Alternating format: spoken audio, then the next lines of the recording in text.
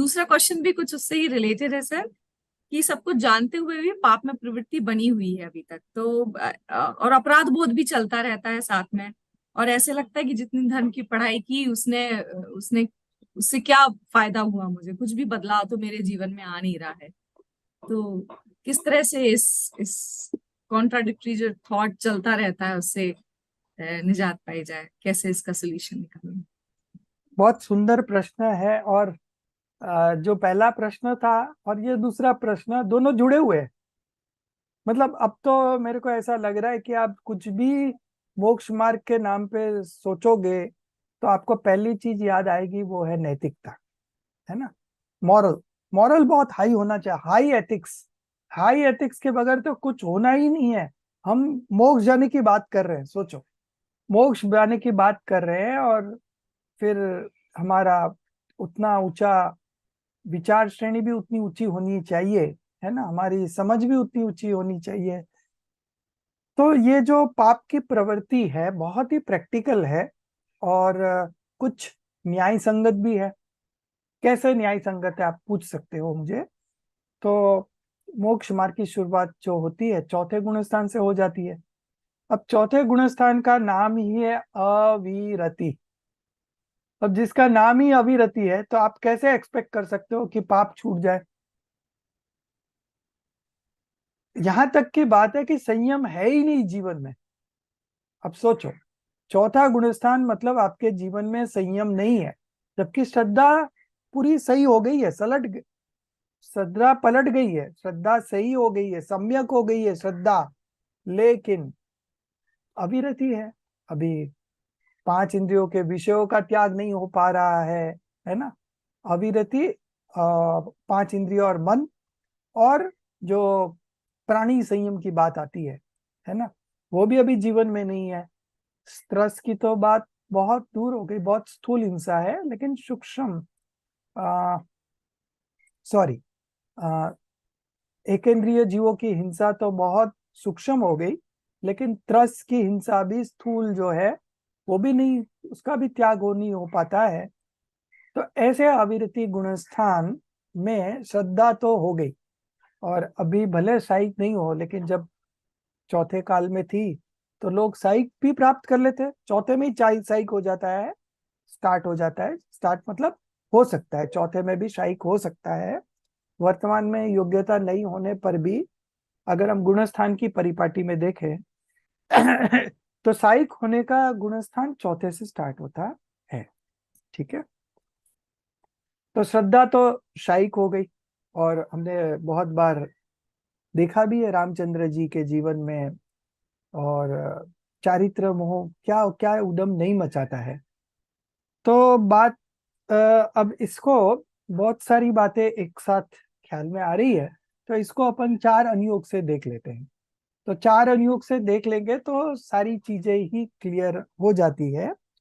तो प्रथमानुयोग से हम देखें तो पाप की प्रवृत्ति ज्ञानी धर्मात्मा की भी नहीं छूटती है, निचले भूमिका में है, चौथे गुणस्थान में, जो अभी हम बात करके ये आए हैं। तो रामचंद्र जी के जीवन का देख सकते हैं, रावण, मारीची, अ, बहुत से ऐसे वर्तमान युग में आपको दृष्टांत मिलेंगे। अभी भी कुछ आप बता रहे थे, वो जो ब्रह्मचारी बना था, चोर था। हाँ। तो ऐसे ही बहुत सी प्रवृत्तियां छूटती नहीं, है ना। तो वो भूमिका अनुसार जो होती है वो तो बनी रहेगी भूमिका अनुसार, लेकिन जो भूमिका के अनुसार नहीं है उसका हमें जरूर विचार करना चाहिए, और इसे हमें छोड़ना भी चाहिए। ठीक है। तो वो बात हम छोड़ने की करेंगे चरणान योग में। अभी तो हम प्रथमान योग से थोड़े ही बात करते हैं। ये जो रावण की है, मारीची की है, ऐसे बहुत से अभी जो जो दृष्टांत दिए वो। अब इससे हम आगे बढ़ते हैं कर्णान योग से, जहां से हम दर्शन मोह और चारित्र मोह कर्म के जो उदय की बात आती है उसके लिए ये फर्क पड़ जाता है कि दर्शन मोह तो चले गया, श्रद्धान तो पक्का हो गया, लेकिन चारित्र मोह भी शेष रह गया है। और उस चारित्र मोह के कारण ही आपकी पाप की प्रवृत्ति छूटती नहीं है। अनंतानुबंधी कषाय का तो अभाव हुआ है, लेकिन अभी बाकी 3 कषाय विद्यमान है। चौथे की बात करें तो प्रत्याख्यान, अ, अप्रत्याख्यान, प्रत्याख्यान और संज्वलन, ये 3 कषाय विद्यमान रहते हुए वो उस प्रकार का अस्थिरता रूप जुड़ान होता है ना। अस्थिरता रूप जुड़ान तो चरणान योग से देखेंगे तो वो चारित्र मोनीय कर्म का उदय ही इसमें निमित्त बनता है। कर्णान योग से ही देखें तो परिणाम की बात देखें तो प्रत्येक परिणाम गुणस्थान अनुसार ही होता है। तो जिस गुणस्थान में आप खड़े हो, आपके परिणाम भी उस हिसाब से ही होंगे। ये निमित्त नैमित्तिक संबंध है ऐसा, और इसको भी कोई टाल नहीं सकता है ना। तो वो गुणस्थान अनुसार परिणाम होते हैं। अब आपको कर्णन योग का नॉलेज होगा, गुणस्थान का नॉलेज होगा, तो आप घबराओगे नहीं, है ना।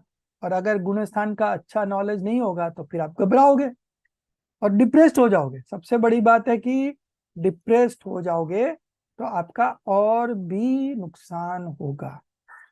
तो इसलिए हमें कर्णन योग से भी अच्छा नॉलेज होना चाहिए, और जो दर्शन मोह और चारित्रों में जो भेद है वो हमें अच्छे से पता होना चाहिए। तब फिर ये जो प्रश्न है, पहली लाइन कि सब कुछ जानते हुए भी पाप की प्रवृत्ति छूटती नहीं है, उसका उत्तर यहाँ से आपको अच्छी तरह समझ में आ जाएगा। अब जो दूसरी बात आपने कही थी, गिल्ट, अपराध बोध, है ना, ये सारी बातें चरणान योग से आएगी। कि ये जो आपको गिल्ट लग रहा है, ये सबसे पहली बात है कि आपकी पात्रता की निशानी है। ये बताता है कि आप पात्र जीव है। एटलीस्ट आपके थॉट प्रोसेस में तो है कि ये नहीं करना चाहिए। हो रहा है वो अलग बात है, लेकिन नहीं करना चाहिए, ये जो आपका अभिप्राय है, और उस अभिप्राय के अनुसार जो आपके बुद्धिपूर्वक आपका जो आचरण है, ठीक है, तो वो ये बातें आपको गिल्ट का एहसास कराता है। और ये गिल्ट के कारण आपकी विशुद्धता बढ़ती है, ठीक है। और विशुद्धता बढ़ती है तो वो जो विशुद्धता है वो उस प्रकार की है कि जिसके गर्भ में शुद्धता पड़ी है। तो है तो शुभ भाव, विशुद्धता मतलब शुभ भाव। तो वो इस प्रकार का शुभ भाव है कि वो शुभ भाव का अभाव होकर के शुद्धता प्रकट हो जाती है। तो इसको कहते हैं गर्भित शुद्धता वाला शुभ भाव। तो वो ये अपराध बोध से होता है। तो नेचुरल है, अगर आपके जीवन में नैतिकता है, न्याय है, तो आपको जरूर ये अपराध बोध होगा होगा होगा। तो ये गुड साइन है। ये आपके जीवन की कोमलता, आपके हृदय की कोमलता बताता है कि भले आपसे हो रही है प्रवृत्ति, छूट नहीं रही है, लेकिन अंतरंग अंतरंग में कहीं ना कहीं आपको ये अपराध बोध चलता है। और उसी के कारण वो विशुद्धता बढ़ती है, और उसी के कारण वो स्पेशल प्रकार के पुण्य का उदय भी आता है। जो पुण्य का बंद होता है वो इससे ही होता है, और वो पुण्य का जब उदय आता है तब ऐसे ही योग बनते हैं देवगुरु शास्त्र के। ऐसे निमित्त आपको सहज उपलब्ध होते हैं।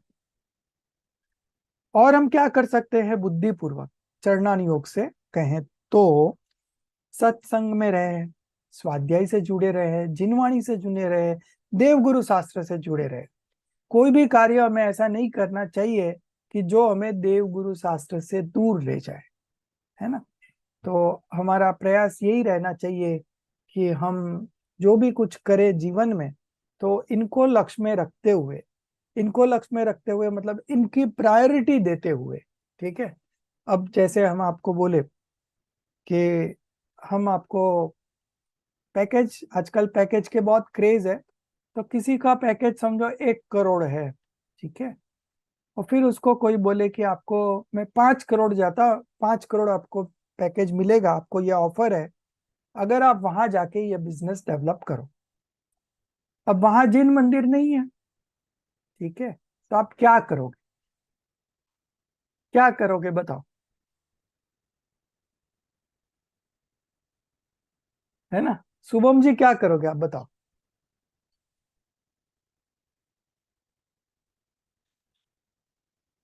तो नहीं जाएंगे।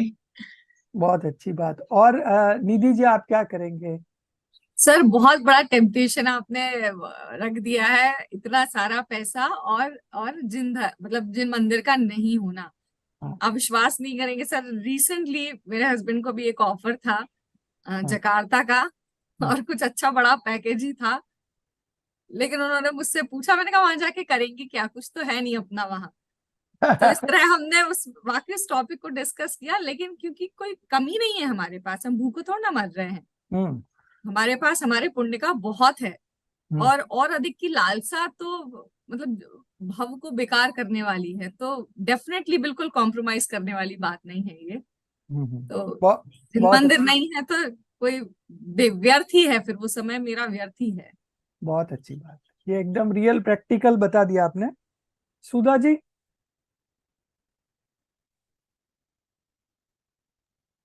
जी sir, sir again similar thought process है मेरी कि हाँ बहुत टेम्पटिंग तो है, बट एक फिर साथ में थॉट प्रोसेस ये भी चलती है जो मैंने प्रैक्टिकल अपनी लाइफ से बता रही हूँ, आपके साथ थोड़े दिन पहले शेयर किया था कि मुझे फाइनली ऐसा नहीं है कि जब तक कमा रहे हैं तब तक कमाना ही है। एक टारगेट सेट करके एट वॉट एवर एज वहां पे रुक जाना है और फिर फुल टाइम इसी में लगना है।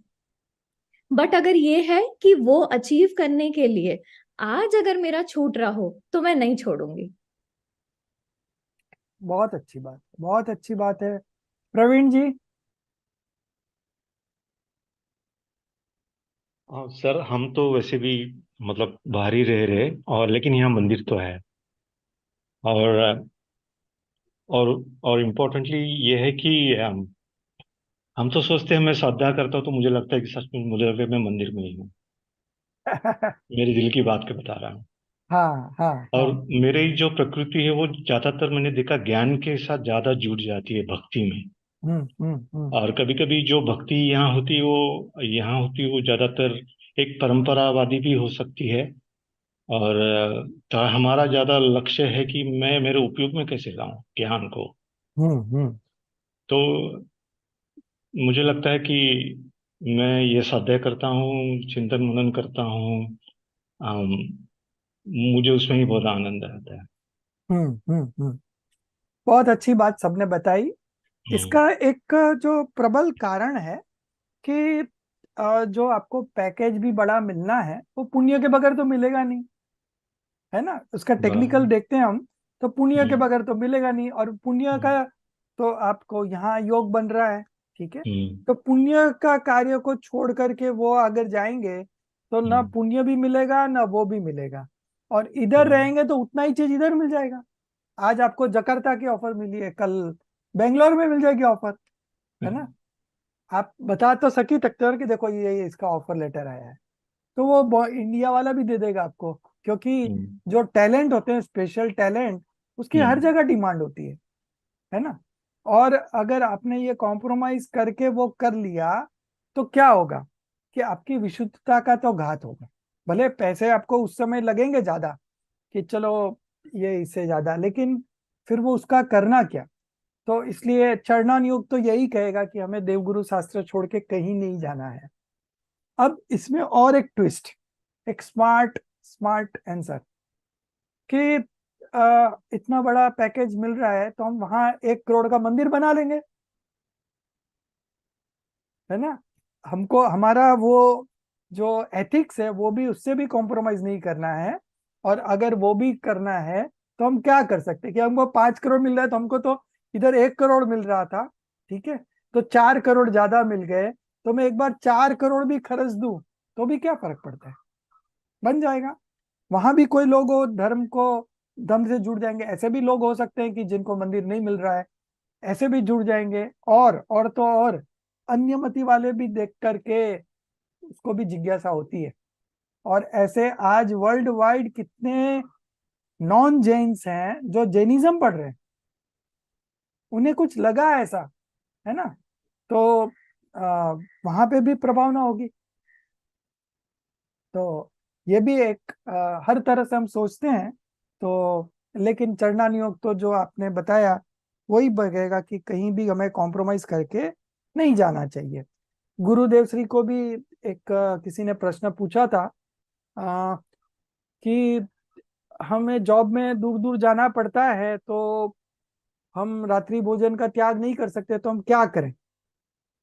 तो गुरुदेव ने सीधा बोला, आप जॉब छोड़ दो। तो वो तो इतने जुड़े हुए थे कि उनको तो सीधा उन्होंने सोचा तक नहीं, बोला आप जॉब छोड़ दो। तो मतलब कहने का मतलब ये है कि कुछ नहीं, ऐसी परीक्षाएं आती है ना। अब आपने ये ऑफर ठुकरा दिया समझो, अब आप देखना कि आपके जीवन में और कहीं से ऑफर आ जाएगी, इससे बढ़िया आ जाएगी। तो आपने कॉम्प्रोमाइज भी नहीं किया और आपका जो पर्पस था वो तो इधर ही सॉल्व हो गया, है ना। तो बहुत कुछ होती है बातें, तो ये जरूर देखना चाहिए। अभी एक मैं जब बिजनेस करता था, मेरे एक क्लाइंट था, वो जैनी था। अब उसका इतना छोटा बच्चा, कितना छोटा बच्चा बताए, हार्डली 3-4 साल का होगा। अब वो मेरे को बता रहा था कि वो मिडिल ईस्ट में था, दुबई या कहीं पे जॉब कर रहा था, ठीक है। अब बोलता है मेरा बच्चा वो उनके साथ ही जाके खेलता है, क्या करें हम? तो मतलब एक चीज नहीं है, बहुत सी चीज पे वो इफेक्ट आती है ना। तो इसलिए ये मेजर ही है डिसीजन। तो हमें कभी देवगुरु शास्त्र का कॉम्प्रोमाइज नहीं करना चाहिए, और या फिर ऐसी ऑल्टरनेट चीजें ढूंढ लेनी चाहिए कि जहां आपका प्रयोजन भी सदता रहे। तो चरणान योग से ये थोड़ी हमने विशेष बात भी करी, और चरणान योग से बात करें, एक और लास्ट बात है कि वो पाप जो है आपके जीवन में वो समय से छूटेगा, है ना। भले अपनी भावना है और अपना विश्वास भी है, श्रद्धा भी है और भावना भी है, लेकिन ऐसा होने पर भी वो उसी समय छूटेगा। तो क्या करें? तो आप पेशेंस रखिए, धैर्य रखिए, है ना, और भावना को और प्रबल करिए। बस बुद्धिपूर्वक आप ये कर सकते हैं, और अबुद्धिपूर्वक जब छूटना होगा तब छूटेगा। ये पाप भी टिकने वाला नहीं है। आता है ना एक भजन में, स्वभाव के सन्मुख ये कैसे टिकेगी। वहां रागादि की बात है, लेकिन वो पाप भी रागादि के अंदर कभी आ जाता है सारा। तो जाएगा, अपने आप जाएगा, है ना, समय से जाएगा। और चरणान योग से इतनी ही बात है। अब लास्ट में आ जाते हैं हम द्रव्यान योग में। तो द्रव्यान योग में श्रद्धा और चारित्र गुण का जो फर्क है वो तो है ही, दो स्वतंत्र गुण हैं, एक दूसरे को इन्फ्लुएंस नहीं करते हैं, ठीक है। ये हम द्रव्यान योग से बता रहे हैं। चरणान योग से तो हम कहते ही हैं, कर्णान योग से भी इन्फ्लुएंस करते हैं, बताते हैं। लेकिन द्रव्यान योग कहते हैं कि दो अलग अलग गुण हैं। तो श्रद्धा आपकी सही हो सकती है, लेकिन चारित्र में क्रम पड़ता है, ठीक है। तो चारित्र इमीडिएट नहीं होता है। दूसरी बात, हमारा ज्ञान का ज्ञेय है, इससे ज्यादा कुछ नहीं है, ठीक है। तो पाप की प्रवृत्ति छूटती नहीं है, वो बात तो है, लेकिन हमारे लिए वो हमारे ज्ञान का ज्ञेय है। और हम भूमिका भी जानते हैं, भूमिका अनुसार है वो भी जानते हैं। तो वो झलकने पर भी हम अपने को दीनहीन, पामर, डिप्रेशन, ये सब हमें नहीं होता है ना। जब हम इस तरह का भेद विज्ञान हमें वर्त रहा होता है कि ठीक है हमारे झलक रहे हैं। अब मन वचन काई तो ऐसे ही मेरे नहीं है, ठीक है ना। जो मन वचन काई है वो पुद्गल द्रव्य का परिणमन है, मेरा परिणमन नहीं है।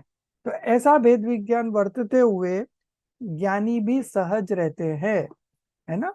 निचली भूमिका में पाप की प्रवृत्ति छूटती नहीं है, लेकिन वे भी सहज रहते हैं, कोई टेंशन में नहीं आ जाते हैं, डिप्रेशन में नहीं आ जाते हैं, चिंता में नहीं आ जाते हैं। और अपने अकर्ता स्वभाव का लक्ष्य करते हैं। तो अ, उन्हें वो नजर ही नहीं आता है, भाषित ही नहीं होता है। वो कहते हैं ना, कर्म छूते तक नहीं है ना, छूते तक नहीं है।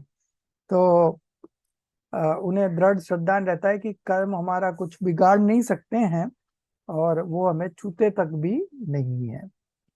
दूसरी बात है, एक जो आखिरी बात है द्रव्यान योग की, तत्समय की योग्यता, है ना।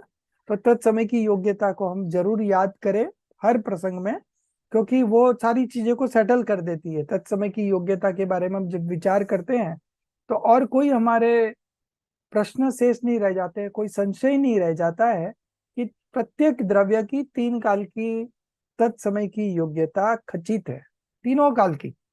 ठीक है। अब वर्तमान पर्याय हमारे ज्ञान का विषय ही नहीं बनती है। अब क्या फेरफार करें और कौन सी पर्याय में फेरफार करें, तो इससे क्रमबद्ध पर्याय की भी सिद्धि होती है कि कुछ फेरफार करने की व्यवस्था नहीं है। तो इस तरह से हम निर्भर हो जाते हैं, है ना। तो पाप की प्रवृत्ति कुछ समय तक बनी रहेगी, ये हमें पता है। गिल्ट भी होता है।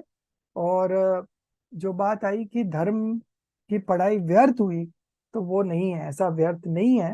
वो सब कार्यकारी हो रही है, सब परफेक्ट हो रही है, सब अपने समय पे हो रहा है, कुछ भी गलत नहीं हो रहा है, कहीं भी गलत नहीं हो रहा है। तो ऐसा, ये जो धर्म की पढ़ाई है उसमें आपको जो निर्णय की बात है, वो निर्णय अगर आप करेंगे तो आपको ऐसा लगेगा नहीं, एक बार भी नहीं लगेगा कि कुछ नहीं हो रहा है। उल्टा आप उत्साह में रहोगे कि कल जो मैं था, आज मैं उससे बेटर हूं, और आने वाला कल और भी बेटर होऊंगा, है ना। तो जो भी दोष है, कमियां हैं, उसका ज्ञान भी हो जाता है, और वो कमियां कैसे दूर होगी उसका भी हमें ज्ञान हो जाता है, और वो कब दूर होगी उसका भी ज्ञान हो जाता है। तो पूरा जीवन सहज आनंदमय हो जाता है। सहज मतलब आनंदमय। ठीक है। तो वो सहज और आनंदमय हो जाता है। और इसको बारंबार सोचना, तो वो फिर दृढ़ता आ जाती है। फिर वो समय से पाप जाएंगे, लेकिन उतने तक हमें दुखी नहीं होना है। हम वह उसी समय भी आनंद ही करेंगे, प्रसन्न रहेंगे। तो ये सारी बातें तत्व निर्णय से हो जाती है। और अपना जीवन चारों अनुयोग को बैलेंस करते हुए प्रसन्नता, आनंदमय, सहज हो जाता है।